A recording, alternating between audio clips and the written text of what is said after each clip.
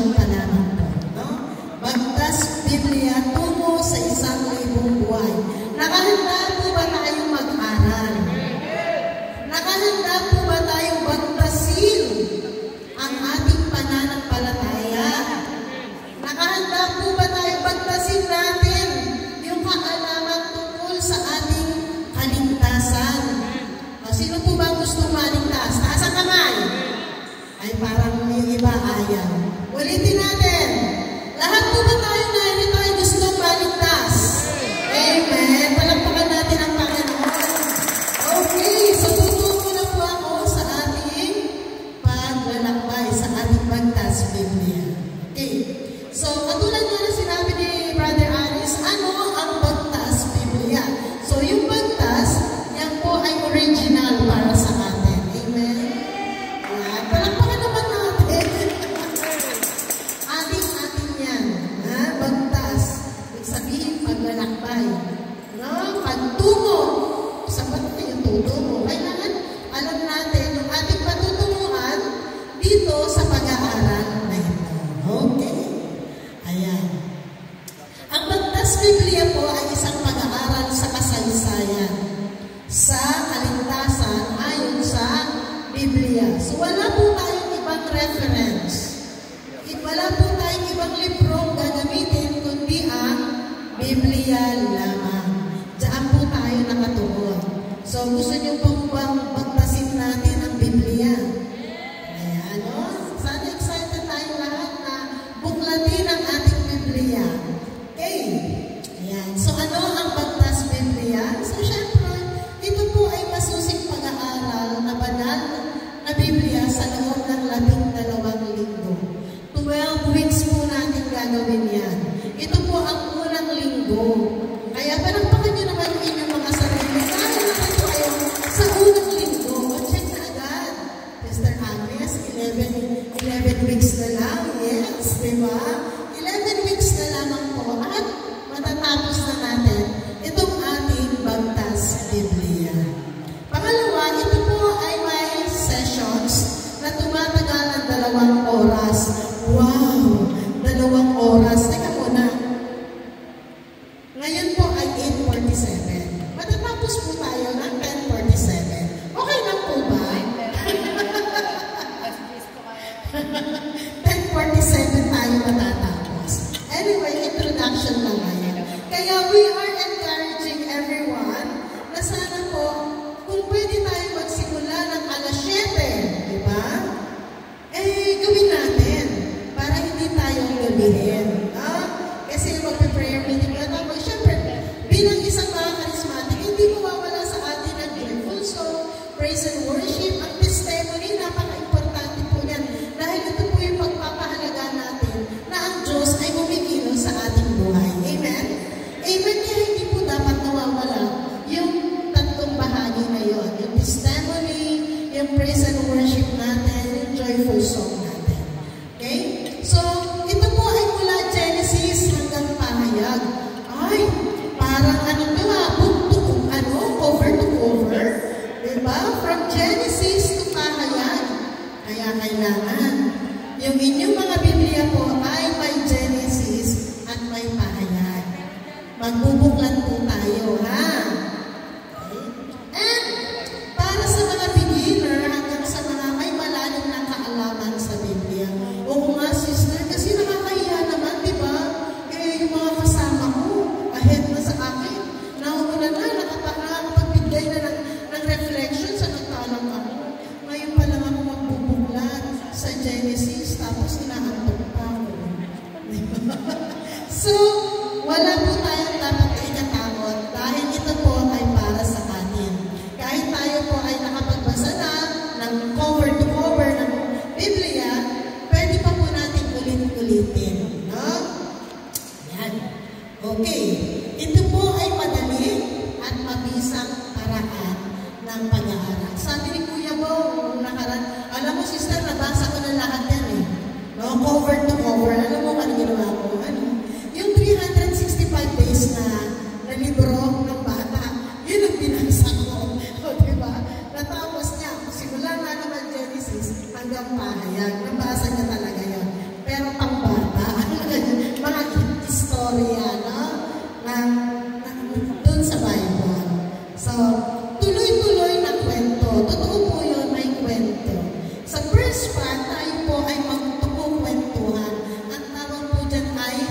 salaysay, no? Mula paglikha hanggang sa pagkakatatag ng simbahan.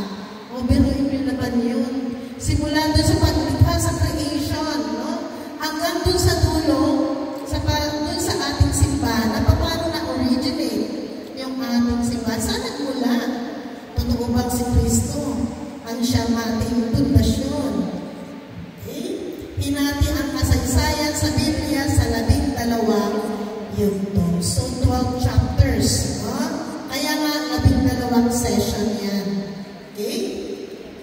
So, gamit po natin ang Bible timeline na magbibigay ng framework para sa buong Biblia. Ano ba itong framework nito? Ayan. Meron tayong Bible timeline course na kung saan nandito ang early word nakalagay dyan kay Adam and Eve. Zoom mo nga po yan. Hanggang doon sa church kay St. Paul. O, diba? Simula doon sa pagkakalikha kay Adan at kay Eva hanggang doon sa simbahan na kung saan si Pablo ang siyang isa sa mga propeta, isa sa mga apostol na siyang nagpapaliwanag ng Biblia, ng mga kasulatan. Ayan. At syempre, nakakainggan yung pag-aralan sa pamamagitan ng kwento, ng group discussion at sharing. Kaya may sharing din po tayo. Kaya hindi lang po tayo nakaupo dyan para makinig. Tayo po ay may group sessions. No? May discussion po tayo. Okay. Ito lang po yung kahilingan ko. 10 utos sa pag-aaral ng Biblia. Kailangan po sundin natin yung 10 utos. Number 1, kailangan may pagkakaisa. O, diba? Dali lang. Saan tayo pagkakaisa? Sa pagkakaisa. May pag-aaral. Siyempre, pagka magkakaisa tayo, kailangan pagka may assignment, gagawa tayo assignment. No, kasi mag-aaral tayo, diba? Mag-aaral eh. So, para tayong nasa school. May pagbibigayan. Ano yung bibigay natin? Yung baon. Kasi ka parang nangungopia ng sagot. Pwede. Basta may sharing, ha? May pag-uugnayan. So, kailangan yung may sharing, kailangan may pakikipag-ugnayan dun sa ating mga kasama. Okay? May pakikinig. Ayan, importante yan, ha? Makinig tayo. Para mas lumalim yung ating kaalaman sa Biblia, kailangan makikinig tayo. Diba? Sabi nga, ang pananampalataya ay bunga ng pakikinig. Kaya hindi mag-grow o hindi uunlad ang yung pananampalataya kung hindi tayo makikinig. Okay, number 6, may pag-uunawaan. Doon sa ating sharing, doon sa ating group discussion, walang pagalingan doon. Kailangan pantay-pantay. Kailangan nakikipag-ugnayan tayo sa ating mga kasama. Siyempre, may paggalang. Igalang natin kung ano yung sagot ng ating mga kasama, di ba? Maaaring hindi niya natumbok yung sagot, pero huwag naman natin sabihin, uy, mali ka. Ako yung tama. Huwag naman ganun. Ha? Ayan. And then, siyempre, kasamahan po natin ang pagninilay. Ano ba yung ibig ipahiwatig sa atin sa bawat session na ating gagawin? At may pagpaparaya. No? Pagpaparaya saan? No? Sa bawat isa. Doon sa ating group session. Ha? And then, syempre, kailangan may pagsasaya. Kailangan ini-enjoy natin, no? Yung ating pag-aaral. Magiging excited tayo doon sa ating pag-aaral na yan. Okay? Ayan. So, maraming paraan po para matuto. Ayan na, may mga tips tayo para tayo ay matuto. Una, pakikinig sa salaysay. May PowerPoint visual aids po tayo sa lahat ng ating mga presentation, sa lahat ng session natin. May PowerPoint. And then, pakikinig ng panayam tungkol sa theology. Kaugnay sa yugto ng tinatalakay. So, dalawa po yan. Ano? Yung una, first part natin is yung salaysay. Second part naman, yung theology, na kung saan mas palalalimin natin. Kasi yung salaysay, yun yung kwento, no? Nung ating babasahin. And then yung theology, mas palalalimin natin kung ano yung ibig sabihin ng ating binasa. And then of course, may handouts po tayo kada session. Maraming paraan para matuto. May bahaginan sa pamamagitan ng pagsagot ng mga takdang aralin. So maliban lang po may assignment tayo. Personal na pagbabasa ng Biblia sa tulong ng takdang basahin at katanungan. Okay? So doon sa ating handout, nandun na po yung kung anong verse babasahin, kung anong libro, kung anong chapter, kung anong verse, nandun na po yun.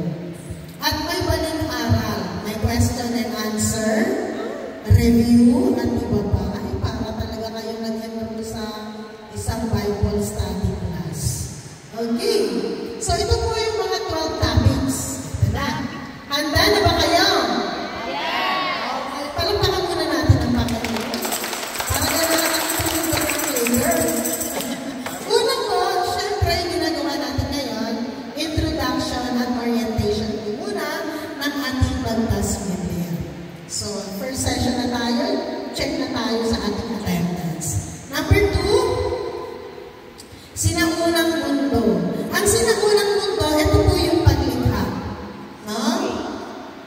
Okay, alam niyo yung paglikha? Creation. Kaya paano nilikha ang mundo? Nandyan din po papasok si Adan at si Eva. Mula sa alikabok. Sa alabok.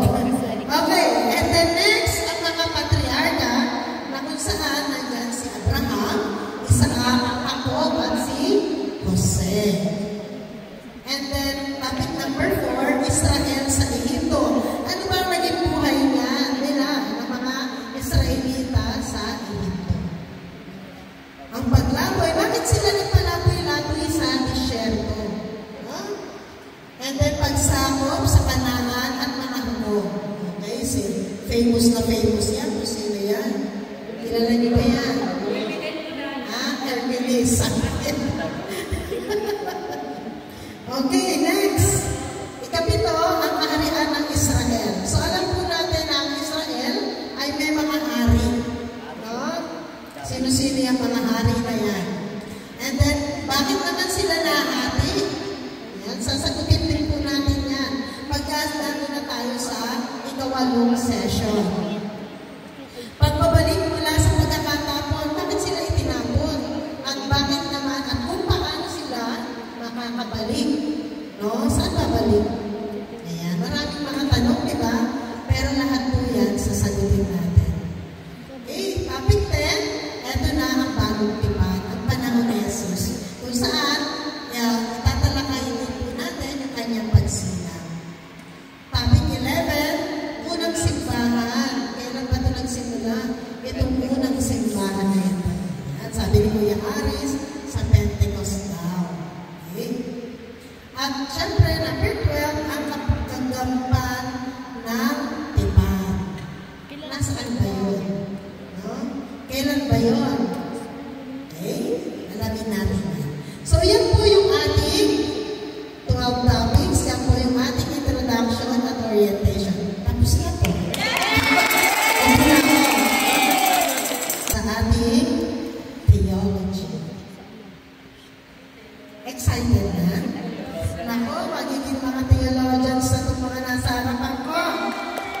Diba? Ano ba ang feeling ng isang theologian? Kuya Haris, ano ba yung theologian? Magiging heretic ba tayo dito? Okay. So, ito po yung konsepto. Ito po yung konsepto ng ating pag-aaral sa ating Bagtas Biblia. Kasi meron tayong imimit na tinatawag na foundation principle o kung ang tawagin ay pang-apat na saligan ng pag-aaral. Na kung saan itong saligan ng pag-aaral na ito, apat lang po, kailangan i-meet natin itong apat na ito. Okay? So, take down notes niyo po, ano itong apat na ito. Ano itong apat? Na kung saan, makikita niyo po, bawat session, ito yung makikita natin. Okay? Para madali natin maunawaan yung ating pinag-aaralan. Okay, ready na? Sabi ni St. Jerome, isa po siya sa mga nag-aaral at isa rin po siya sa mga nag-translate ng Biblia. No? Okay, sabi niya, ang kamangmangan sa Biblia ay kamangmangan kay Kristo. Ayan. Mga mangmang. Tayo po mga mangmang. Tayong mga Katoliko ay mga mangmang. Kasi inaasa na lang natin sa ating mga kaparihan ang pagbubukas at pagpaliwanag ng salita ng Diyos. Mahirap, di ba? Masakit para sabihin na tayo mga mangmang. Kilala natin, alam lang natin, kilala natin si Kristo. Pero pagka pinagbasehan natin ang Biblia, wala tayong masabi. Tayong lahat ay oo nga. So, iwasan po natin na tayo yung maging mga kalabaw. No? So, kung mahal po natin ang isang tao, syempre, kikilalanin natin. Tama? Diba? Kung mahal, diba, Kuya Luis, bago mo minahal si Ate Mira, kinilala mo muna yan. Diba? Nakakasin. Diba? Ganun na yun, diba? So, kailangan po natin na pag-aralan. Kung mahal natin si Jesus, si Kristo, kailangan kilalanin natin siya sa pamamagitan ng mga salita niya. Amen? Amen. Okay. So, apat na saligan ng pag-aaral. Ready na po tayo. Una, ang Diyos bilang ating Ama. Okay? So, lagi niyo pong maririnig sa mga tatayo dito sa harapan na ang Diyos ay ating Ama. Okay? Lagi po yan sa 12 sessions. Na ang kaligtasan bilang pagiging anak ng Diyos. Ayan. No? Kaya nga po malalaman natin dito sa ating session yung kasaysayan ng kaligtasan. Ikatlo na ang tipan bilang pangunahing tema ng Biblia. Sa bawat pupuntahan natin na mga sessions, may mga tipan po yan. No? At dinidiscuss din po natin yan. At ang panghuli, nasaligan ng pag-aaral, ay ang simbahan bilang pamilya ng Diyos. Lahat po yung apat na yan po ang ating magiging gabay sa ating pag-aaral, sa ating Bagtas Biblia. Okay. Isa-isahin po muna natin. Number 1, paliwanag natin. Sister Agnes, ano po ba yung Diyos bilang ating Ama? Okay. Ang Diyos bilang ating Ama, ayan, siya po yung may likha. Siya yung Creator. At siya rin po yung ating Father. Ama. Diba? So, ang ating Diyos ay ating Ama. Bilang ating Ama. May paliwanag po dyan. Ano yun? So, marami pong kwento kasi sa Biblia na hindi na or mahirap maunawaan. Pero, kung iisipin natin na ang Diyos ang ating Ama, maunawaan natin yan. No? Dahil doon sa lumang tipan, ang kasama-sama ng mga tao sa lumang tipan ay ang Ama. Okay. So, paliwanag natin, halimbawa, Creator, di ba? Sabi nga natin, ang Diyos, Ama, ay ang Creator, magnilikha. Ang Creator, katulad nito, sino po yan? Isang sculptor. Di ba? Ang sculptor, lumilikha siya.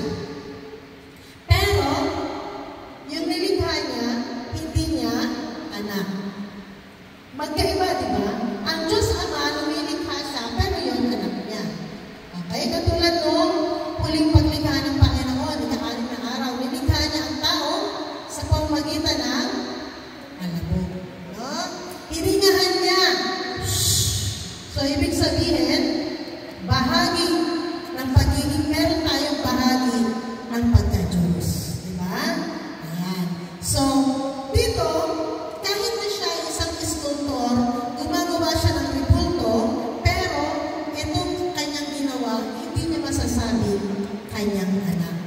Pero tayo, ang Diyos amang nasa langit, tayo ay nagmula sa Kanya, kaya tayo ay kanyang mga anak. Ito, fatherhood, taas ang kamay ng mga tatay. Ito naman yung sa fatherhood. Okay. Ang anak ay hindi nilikha ng tatay. Any objection? Ang anak ay hindi nilikha ng tatay. Ano po kayo? Donor. Okay. Alam niyo po, ang mga magulang, ang ina at ang mga tatay, sila po ay co-creator. Ayan, no? Pero ang buhay ay nagmumula pa rin sa Diyos. Tayo po ay nakikibahagi sa pagkalikha. So, yung ating pong mga anak, hindi po tayo ang lumikha, kundi ang Diyos ang lumikha. Naging kabahagi naman po tayo sa paglikha nito. Okay? Ayan. So, sino naman to? Si Jesus. Siya po ay anak, pero hindi siya nilikha. Ayan. Kasi kasama na siya eh. Diba? From the beginning, nandun na po si Jesus. So, isa siyang anak, pero hindi siya nilikha. So, okay. So, ngayon, talagang lagi natin tatandaan na ang Diyos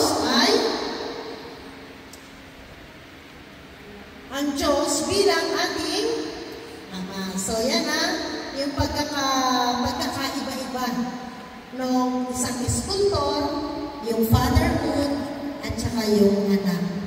Okay, next. So, ang pagiging anak ng Diyos ay isang banal na kalooban.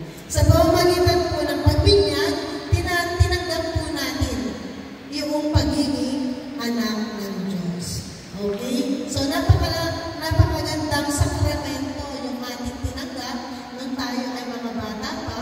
Dahil ito po yung naging opportunity natin na tayo ay nagkaroon ng mga biyaya.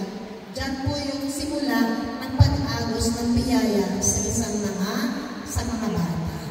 Ayan. So, pangalawa, ang kaligtasan bilang pagiging anak ng Diyos. Ayan. Sabi ko kanina, gusto niyo po bang maligtas? Amen. Dapat mas malakas. Gusto niyo po bang maligtas? Amen. Amen. No? Tayo po ay mga anak ng Diyos. Ayan mo. Na tayo po ay bahagi, no, sa kaligtasan ino-offer at ibinibigay ng Diyos. Okay. So, ano ang kaligtasan? Saan pa tayo maligtas? Saan pa tayo maliligtas? Number 1, kapatawaran ng kasalanan. Tayo pong lahat ay makasalanan. Amen? At masasabi naman po natin na tayo ay ligtas kung ang mga kasalanan natin ay naipagpatawad na. Amen. Pangalawa, ito po ay pagtakasan apoy ng impyerno. Masasabi mo lang na ikaw ay ligtas kung wala ka dito sa apoy ng impyerno. Ang pagtakas po natin sa apoy ng impyerno, once po tayo ay mga katakas sa impyerno, syempre tayo ay ligtas. Okay? So dito pa lang sa lupa, sabi nga mithiin natin yung buhay man, langit na rin. Diba? Na dito pa lamang sa lupa ay nararamdaman natin yung langit, yung kaligtasan. And then of course, kaligtasan, syempre, papasok ka sa langit. Wala ka sa impyerno, hindi na sa langit ka. Diba? Ayan. Pero, mas higit po po doon yung kaligtasan na pag-aaralan natin. Ano yun? So, ang kaligtasan po ay ang pakikibahagi sa buhay ng Diyos. Diba? Ang sarap? Wow naman. Hindi na ako makikibahagi dito sa lupa, kundi sa buhay ng Diyos. Diba? Walang hirap, walang gutom, walang sakit. Diba? So, pakikibahagi sa buhay ng Diyos. Siyempre, pakikisalo kay Kristo bilang walang hanggang anak ng Diyos. Biruin niyo naman yun. Sino ba nga ayaw nun? Diba? Kaligtasan. Yan po yung mga mararamdaman natin. Mararanasan natin na binibigay ng ating Amang nasa langit. Okay. Pangatlo, ang tipan bilang pangunahing tema ng Biblia. So, sa bawat session po na ating pag-aaralan, may mga tipan po tayo. Covenant, kung tawagin. Pakikipagkasundo, no? Ay yung pangako, di ba? Ayan po siya. Okay. So, ang tipan, ito po yung pangunahing tema ng kasaysayan ng Biblia. Sa susunod na session next week, malalaan ba yung tipan-tipan na yan, Sister Agnes? Parang ang hirap naman yata unawain yung tipan-tipan na yan. Sa ngayon po, hindi pa ganun kalinaw. Pero, ibigyan namin kayo ng pahapihan. Ang tipan din po ang pangunahing tuntunin sa pag-unawa sa salita ng Diyos. Ano ba yung tipan na sumasakop? Halimbawa, doon sa Noah's Ark. Ano ba yung sumasakop sa tipan? Yung kay Abraham. Ano ba ang tipan na sumasakop sa kaharian ng Israel? Ano ba ang sumasakop sa tipan kay Adan at kay Eva? Malalaman po natin yan. So, ito na po yun. Ayan. Number 1, ito po yung mga pag-aaralan natin. Adamic Covenant. Ito po yung pakikipagtipan ng Diyos kay Adan. Kaya Adamic Covenant. So, next week, yan po yung itatalakay natin. Noahic Covenant. Ito po yung tipan ng Diyos ng Ama kay Noah. Number 3, Abrahamic Covenant. Tipan para kay Abraham. Hindi lang po sa ano yan, Noahic Covenant, Adamic, Abrahamic, hindi lang po yun. Kundi meron pang mas malalim. At, ayan, covenant para saan? Una, para sa mag-asawa. Kasi dalawa pa lang naman sila sa mundo, kaya mag-asawa. Eh dito, ano ba iniligtas dito ng Diyos? Pamilya. So, yung Noahic Covenant ay covenant tipan para sa pamilya. Ito naman, Abrahamic Covenant. Tipan para sa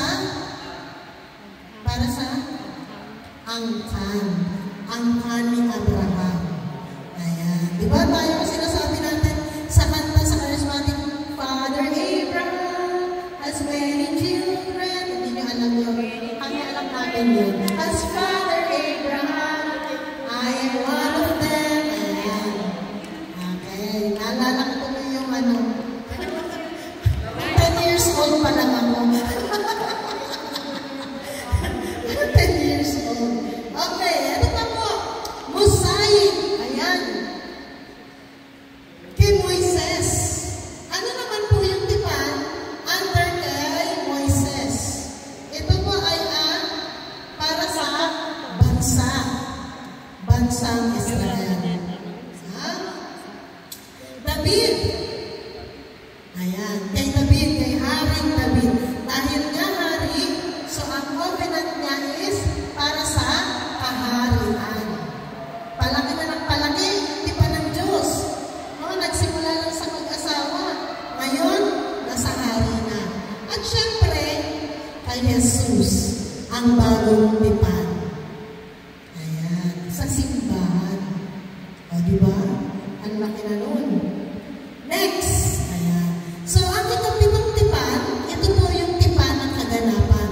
Ito po yung pagtitipon ng lahat ng nabuhay at namatay sa langit.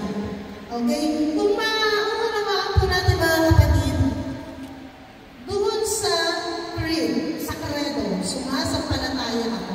Doon sa last part, sumasampalataya ako sa Diyos, sa Espiritu Santo, sa banal na simbahang Katolika, sa kasamahan ng mga banal, sa pagkabuhay na maguli ng namatay na tao, at sa buhay na walang hanggan. Diyan po yun. Yan po yung ikapitong tipan. Ayan. Okay.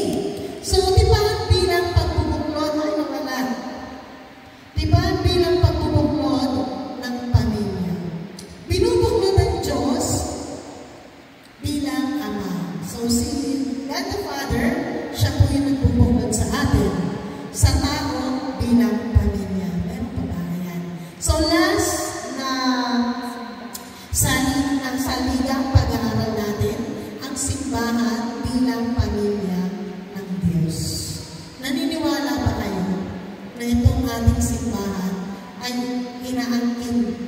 na tayo po ay isang pamilya ng Diyos. Amen, no?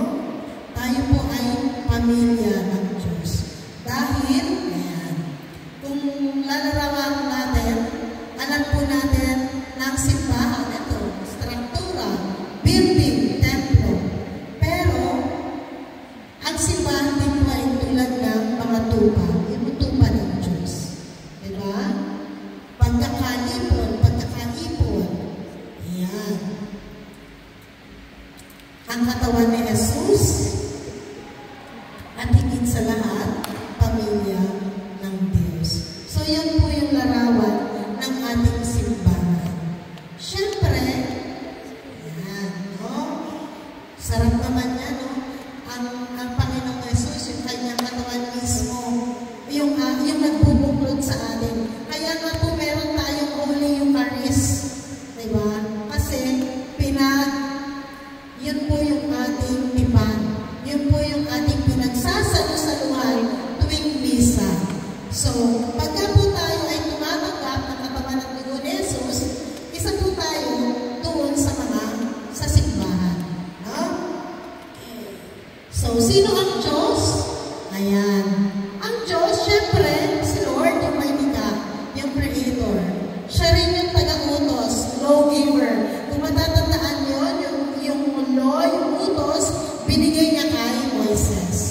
No, Panginoon, yung amo, master, hukom, pero higit sa lahat, ang Diyos ay ang ating Ama. Yan. So, ano ba yung utos, hatol at pag-ibig ng Ama? Halimbawa, okay, sa Biblia may mga utos at hatol.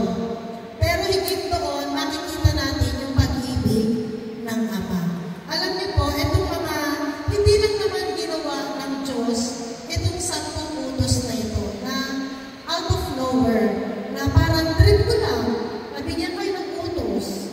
Pero alam niyo po ba, kapatid, yung utos na ito na ibinigay ng Panginoon is dahil doon sa kanyang pag-ibig. Para tayo ay sumunod sa kanyang kalooban. Okay? So, sa tingin niyo po, mga ama, ano po ang expectations ninyo? Higit sa hinihingi ng hukom mula sa inuusin. Di ba sometimes, pag yung mga tatay nagpapalaki ng kanilang mga anak, di ba? Minsan, umaantog din tayo doon sa tinatanong natin yung ating mga anak, bakit mo ito ginawa?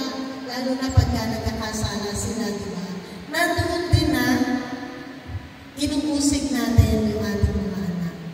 Pero, ang Diyos naman, hindi po siya gano'n. No? Minsan din, mga ama, higit sa hinihingi ng hari sa kanyang nasasakupan. Ano ba yung hinihingi ng hari sa kanyang nasasakupan? Dati, hinihingi niya buwis.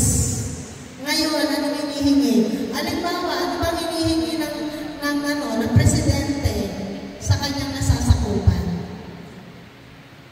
Para maging maayos yung pamayanan, yung lipunan. Ayan. So, ganoon din yung expectation ng ating amang nasa langit. Na ang ina-expect ng ating ama is sumunod tayo doon sa kanyang kalooban. Okay? Ayan. So, nasa Biblia po ang plano ng Ama. So, kailangan lamang po natin ay tuklasin ito. No? At matutuklasan po natin ito, syempre, kasama sa pagtuklas natin doon sa plano ng Ama, ay tuklasin din po natin kung sino ang Diyos. At ano ang kanyang mga ginagawa. At bakit ngayon ginagawa. So, makikita po natin dito.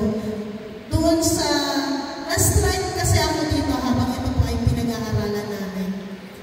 Totoo na mahal ng Diyos yung kanyang bayang Israel. No? Pero, bakit niya pinahintulutan na mahati ito? Ayan, pag-aaralan po natin yan. Dahil makikita natin kung bakit ngayon ginawa. Doon din kay Adan at kay Eva, bakit sila napunta sa pagsuway nila, bakit sila pinaalis sa Hardin ng Eden? Diba?